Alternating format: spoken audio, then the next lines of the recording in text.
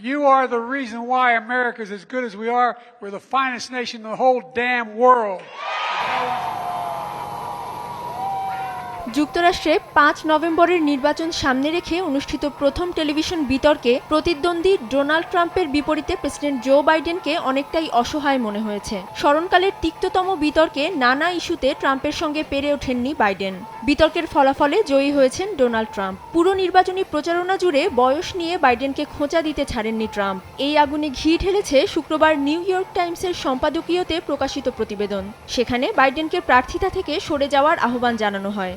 দোটানায় পড়েছেন ডেমোক্রেটিক পার্টির অর্থদাতারাও। অর্থের পর্যাপ্ত জোগান নিশ্চিত না হলে তা বাইডেনের নির্বাচনী প্রচারণায়ও প্রভাব ফেলবে।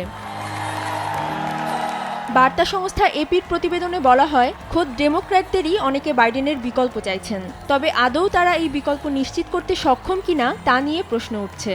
তারপরও জমে উঠেছে জল্পনা কল্পনা। এ বিষয়ে বার্তা সংস্থা রয়টার্স কথা বলেছে ব্রুকিংস ইনস্টিটিউশন থিঙ্ক ট্যাঙ্কের সিনিয়র ফেলো ইলাইন কামার্কের সঙ্গে। কামার্ক রয়টার্সের প্রশ্নের জবাবে বলেন, বাইডেনের বিকল্প হিসেবে কমলা হ্যারিস ১ নম্বরে থাকবেন, যদিও আইন অনুযায়ী দল সরাসরি ভাইস প্রেসিডেন্টকে প্রার্থী মনোনীত করতে পারবে না।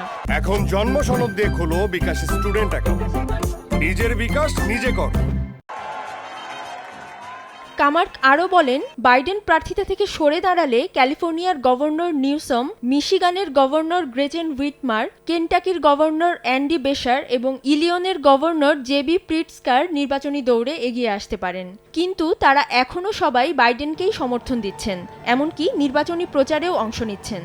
এছাড়া প্রার্থী হতে গেলে তাদের দলীয় প্রতিনিধিদের সমর্থনও জোগাড় করা লাগবে। তবে এই বিতর্কের জের ধরে যদি বাইডেন প্রার্থিতা থেকে সরেও দাঁড়ান, তাহলে তার জায়গায় নতুন একজনকে নির্ধারণ করার বিষয়টি হবে সময় সাপেক্ষ ও জটিল। এছাড়া আদৌ নিজের দুর্বলতা মেনে নিয়ে বাইডেন সরে দাঁড়াবেন কিনা তা নিয়েই প্রশ্ন রয়ে যায়। অধরা শ্রেয়সী অথই, সময় সংবাদ।